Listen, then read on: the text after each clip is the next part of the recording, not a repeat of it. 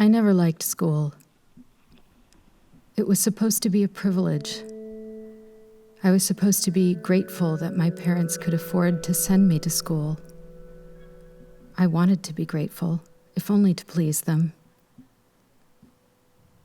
School was a consolation imposed on me by the death of my siblings. Fewer mouths meant more money.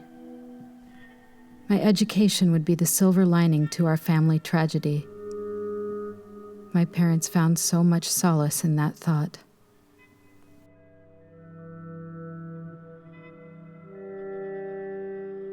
But I hated school. I hate school. I muttered that phrase under my breath like a prayer each morning as I walked through the classroom door. School was a deafening swarm of impatient teachers and bored students. I hated school because I started too late. Catching up to the other students my age was impossible. I was literate, but my cadence betrayed me. I spoke awkwardly, searching for words. My responses to the teacher's questions were too slow and deliberate. The other students were better socialized and well-spoken. I was thrust into the lower tier of the class hierarchy. They would whisper jokes, and I could feel their hot, sibilant laughter on the back of my neck. Each day I made myself a little smaller, a little further away, breathed more shallowly. Weeks passed until the day when I left without a word. No one looked up as I rose from my desk, not even the teacher. I wonder how long it took them to notice I was gone. I walked as far as I could from the school, as if by instinct. My shoes padded softly along side streets and toward the harbor, as if possessed by some unknown spirit. I approached the dock of a small merchant ship. I crept onto the gangway, unnoticed in that busy whir of preparation for the launch.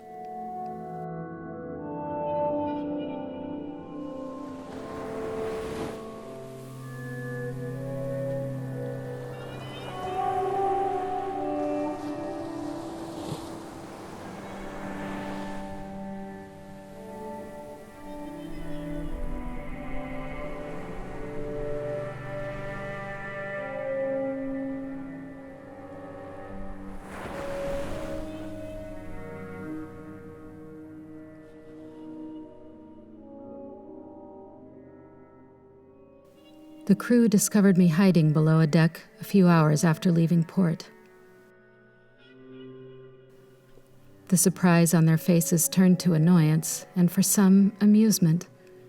Question after question was asked, suggestions made.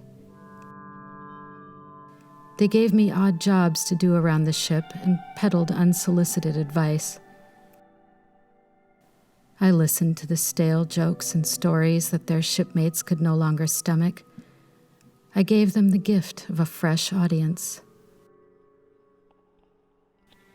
It wasn't until my second day aboard that I met the ship's cat.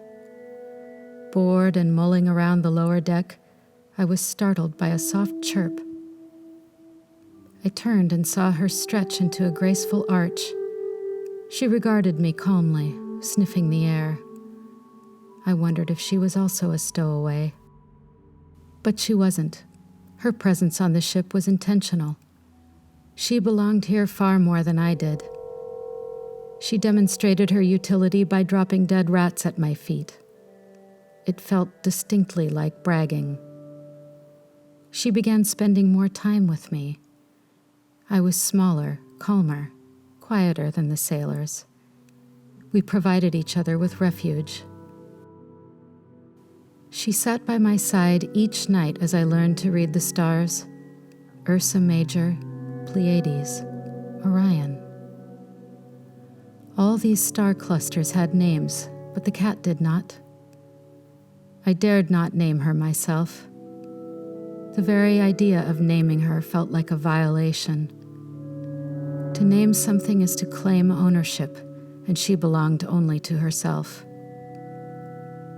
Meanwhile, my own name was beginning to slip away from me. I hadn't heard anyone say my name aloud in weeks. Names became incantations too powerful to wield casually. To speak my name would be to give me form at a time when I relished being a ghost. It would be foolish to give up the freedom, the relief that came from losing my identity. The days got darker, colder. The sea remained placid and eerily so. Our vessel slid along the glassy waves, and the unbroken surface of the water never once revealed the depth beneath. Weeks passed without incident until I fell overboard. The wind jerked the boat, and my hands refused to cling to the wet wood. My back rushing toward the sea, I watched the sky recede. The water was hard and sharp, what I would imagine it feels like to crash through the roof of a greenhouse. 1,000 piercing needles. I was transformed into a bobbing, icy blue bath toy. Time was elastic. I could have been in the water a lifetime, an hour, a minute. 2 crewmen who saw me plummet into the waves launched a heroic rescue of which I remember nothing. My eyes opened on the dim, familiar sky, and time resumed its normal, steady march. The initial relief was quickly replaced by shame and anger at my own carelessness.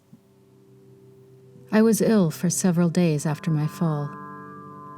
I'm not sure if the sickness stemmed from the unshakable chill in my bones or my own self-disgust.